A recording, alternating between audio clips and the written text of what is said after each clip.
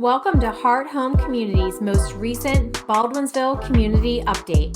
I'm your host, Shelley Hoffman. We hope you enjoy the show and find it very informative. Hey everybody, it's Shelley Hoffman and I am with Chief Mike Lefancheck from the Village of Baldwinsville Police Department. And I don't know, Mike, I know we had a full moon, so it's been an interesting month here in the village for sure. I was anticipating and dreading our talk today, to be honest with you. How are you doing? I'm good. Yeah, there's been a lot of things going on here in and around the Baldwinsville area that we've been involved in some of those things, and it has been unique to say the least. Some things that traditionally don't occur around here are going on. Yeah, and that's been the consensus when I talk out in the community about not just in the village, but greater Baldwinsville. You know, we had a couple incidences outside of the village as well. That it's just, you feel like you almost picked up our little village and put it somewhere in a big city there for some reason this month. So can you enlighten us at all about what's been going on? Sure. Obviously, we had the incident that occurred over on Cold Springs Road where two people were shot and one person unfortunately lost her life, and another person's in jail and charged with possessing a ghost gun, and I'll explain as we move along what that is for people that might not be familiar with that if they haven't read up on that. But just to give people a little background, because and where that incident occurred, it's kind of actually a unique place, actually in the village, but kind of out of the village too. So that incident took place a little after midnight, and it's at a location on Cold Springs Road, down near the entrance to Baldwin Hill, which is as you head out of the village towards Liverpool on 370. It's a housing development on the left-hand side, and there's a group of homes there on the left, some duplexes there, and some rental properties. And it was at actually the last home along there, right at the intersection with Shriver Drive. So what's unique about that particular stretch of roadway there in the village is, as you drive out of the village, the left-hand side of the road, so all that land is in the village. The right-hand side, all the land is out of the village, and the road itself is out of the village. So when there's accidents or things that's very infrequently that might happen, but technically they're out of the village. Now we can still take them because we can still service those calls because there's a provision under the CPL, Criminal Procedure Law, that allows us to handle incidents within a certain distance of the village line. So we're able to do that if it's an accident, and there have been those situations. But the residences on the right-hand side and the church, and Beck's Hardware, all those things are out of the village. So it's kind of a unique place. And I actually have people I know, they're like, is that in or out of the village there? Were your people there? Were they not there? So that call went out. Obviously, in situations like that, it's not always clear what happened. Initially, the call went out, and the officers were under the belief that there were some shots fired at the time. Didn't know whether anyone was injured or not. And our first officer to arrive on the scene was the first law enforcement person there. He encountered a car that was backing out of the driveway. He stopped that car and was able to secure the suspect and secure the weapon involved. And at that time, one of the people had actually gone back into the home, and another person was at the doorway there. The driveway is somewhat lengthy there, and obviously it's very dark at that stretch of the road. And this occurred shortly after midnight on Sunday night into Monday morning. So one of our sergeants arrived on scene momentarily after that, and he immediately notified me as to what had happened and the investigation that they had. So I made, after discussing the matter with him for just a minute or two, sincerely, because I was obviously sleeping at the time he called me. So I just tried to clear my head, and I made the determination to turn that investigation over to the state police. There were both state troopers on scene and the sheriffs, and I believe the state police were second on scene after us. So much like the incident that occurred over off of Downer Street a few months ago, where we had an individual who had shot his girlfriend and shot himself, and we turned that incident over to the sheriffs. This incident we turned over to the state police, only because they have much more experience and a great many more resources than we do to handle an investigation such as this. Because if you think about the logistics, obviously we had two people that were shot and transported to the hospital. We had another person that had been struck in the face and by a shovel and was injured, and that individual had gone to the hospital. So obviously we've got three people at the hospital, including victims and a potential suspect and family. And then we've got obviously a suspect in custody. We've got a crime scene that needs to be processed and a number of witnesses that need to be interviewed. So when you add it all up, one time I was looking on scene and how many members of the state police were there and knowing how many they had elsewhere, it was as many as our entire department. Yeah. So, and we can't devote our entire department to one case. So we work collectively with them, and the same thing with the sheriff's office. Those investigations work seamlessly.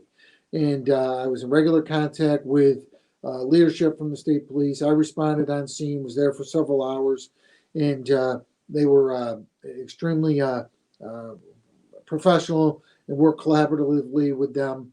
And we'll see where that investigation ultimately leads. I know media reports have indicated that they're going to present this matter to a grand jury and let the grand jury determine what the appropriate charges are.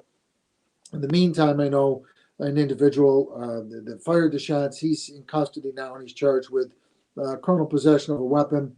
And his particular level is a Class C felony, which is very serious, and that's possessing of a ghost gun. So I've had people I know, even friends of mine, ask me, what's this ghost gun? Because people don't know. And so traditionally with a handgun that you purchase, you need to have a permit, and you apply through that through Onondaga County, and then determinations made by a judge whether you can have a permit or not. You have to go through a background check to determine that you don't have any criminal past or mental health issues that would prevent you from being a responsible gun owner. And then you can go purchase a gun. When you go to the store, you have to show your permit, and you pay for the gun, and they have to run a background check, and then you have to go down to the sheriff's office and put that gun on your permit, and then you can actually go back and pick it up. So you can't leave the store with that gun. A ghost gun is a gun that is actually pieces of a gun that you can order online.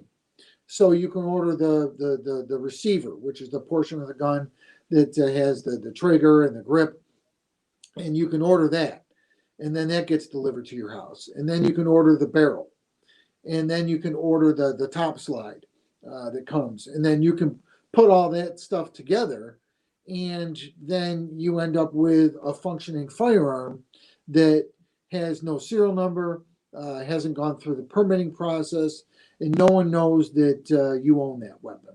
And that's the allegation that the individual who's been arrested, he possessed a weapon such as that. That's the allegation at this point in time, and he'll be going to court to see if that's an inaccurate charge or not. So obviously, District Attorney Fitzpatrick, he's had a number of news conferences on this issue, dealing with gun crimes that have occurred in the city of Syracuse and elsewhere in the county, and the proliferation of these types of weapons being able to anybody on the internet. If you have an internet connection and money, you can start to purchase these parts, and they're not considered functioning firearms because you're only purchasing parts. It's only a functioning firearm once you put it together. So obviously it's a loophole in the law, and it's one that's out there, and it presents a lot of dangerous situations for not only law enforcement, but for the general public as well. Because, it would remain to be seen whether this particular individual would have qualified for a pistol permit or not, would have purchased a gun legally or not. So we don't know, because obviously I don't believe he's applied for a permit, and certainly he didn't have this particular gun on his permit. So That's what a ghost gun is, and I don't know if I've done an accurate enough job of explaining that. Well, I understand. When you first said ghost gun, I thought maybe it was something that, he stole from somebody. You always hear things like people file off serial numbers, things like that. So I was going to ask you if you didn't explain it, because I didn't know what a ghost gun was. And I didn't obviously recognize that you could buy the pieces and build it yourself. But it kind of makes sense, because pretty much anything you can get online, people have found a way to go around rules and laws and things. So yeah, and it's a real danger, because it's not difficult to put them together. Again, you can find the instructions very easily, and then all you have to do is purchase ammunition, and now you've got yourself a functioning firearm that no one knows exists, and no one knows that you have possession of it. Yeah. Going back to when you were talking about turning this particular case over to the state police, just like you had done on Downer, I think you do a great job of explaining the resources and why, at the end of the day, figuring out what happened and holding people accountable, is probably the highest priority. But the piece that I want to mention, I'm sure the people watching have figured out, is having the village police here. You said, your guy was the first one on the scene, block the guy from getting out of the driveway, right? But you also know the history, the people, the pieces, something that to add that value. So that's the value, the community piece. Once again, we've talked about this numerous times, that our village police force has. So hopefully when people are hearing this, they understand logically why it makes sense. Like, you're not here to be the NBC police on camera solving all these amazing crimes. You're here to keep the peace and keep us all safe. And you guys do that very well. So I definitely appreciate that. And to your point, our officer was on scene 1 minute after that call was dispatched. So he arrived within 1 minute. He was on scene. So, he just happened to be close by. He could have been on the opposite side of the village patrolling as it was. He just happened to be close by. But, to your point, I think it demonstrates that, he was out there. He was active. He happened to be in the area. He was on scene quickly. And we have worked collaboratively. And at the end of the day, it's ultimately my job to determine, what's, to your point there, what's going to be the best solution, who's going to be able to provide the best service for this call right now. And when you've got 2 people shot, and, obviously at the time that I arrived, we weren't aware that the person had passed away. I realized that shortly after my arrival on scene.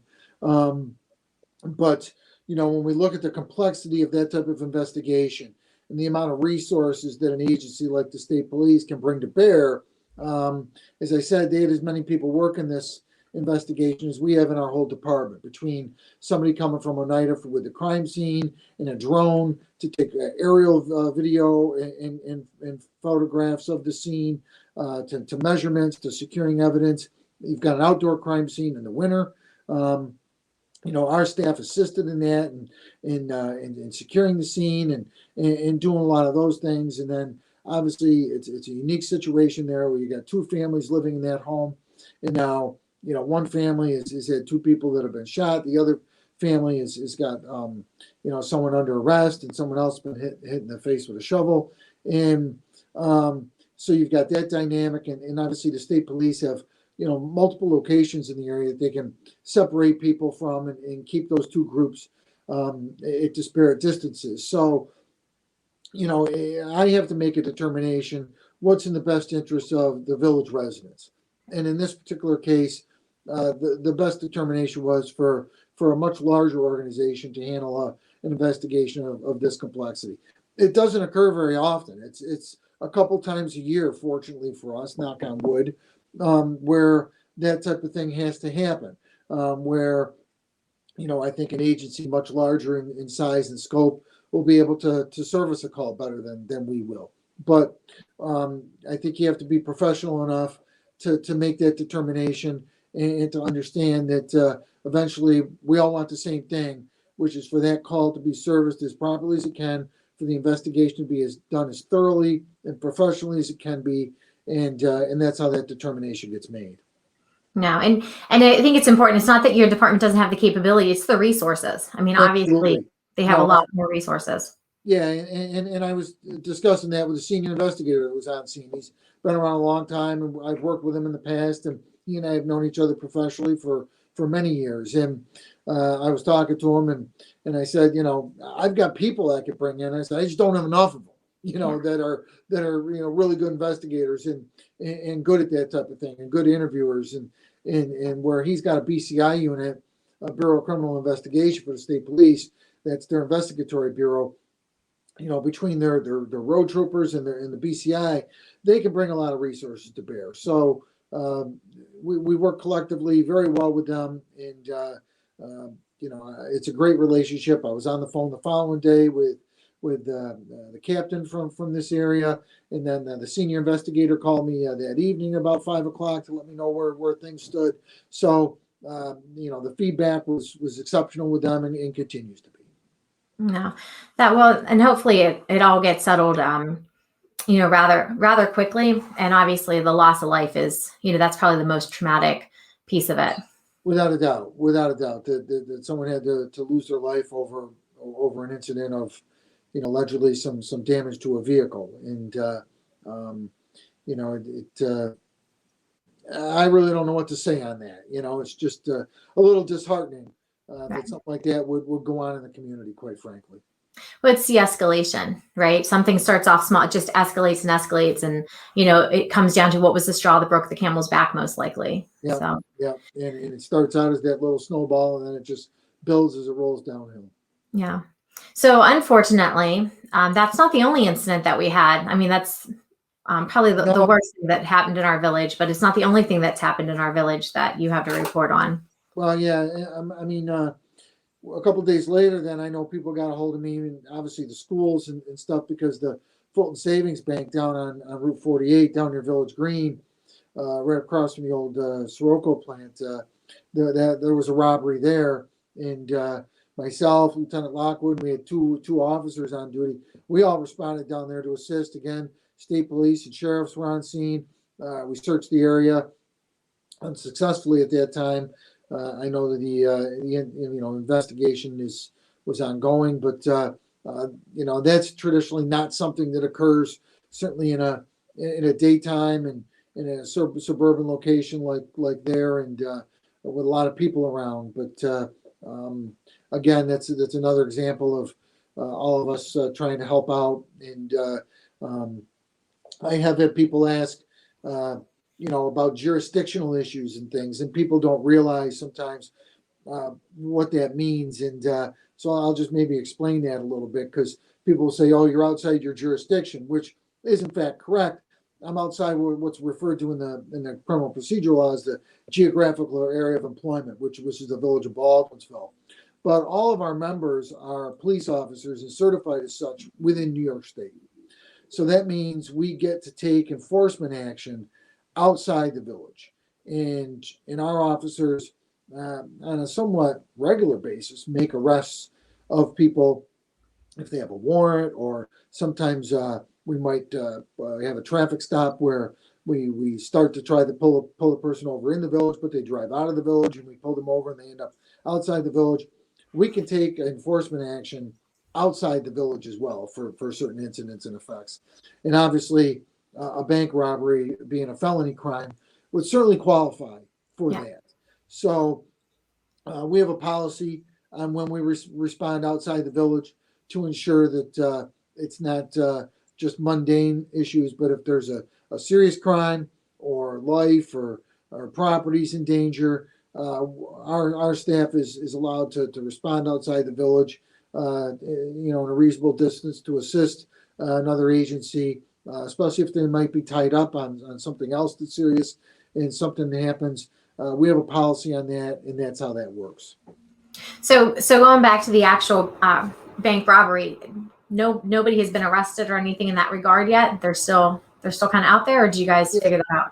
I believe that case is still under investigation, but I would refer you to the state police, because I believe they're handling the investigation there on that. Okay. And I don't know what's broken over the last few days, because I've been busy on some other things. I have no idea, and you can't answer this, and I know that. I'm just throwing this out. I have no idea how people can get away with robbing a bank. I mean, my kids can't even, step 5 feet outside half the time without me knowing that they left the house.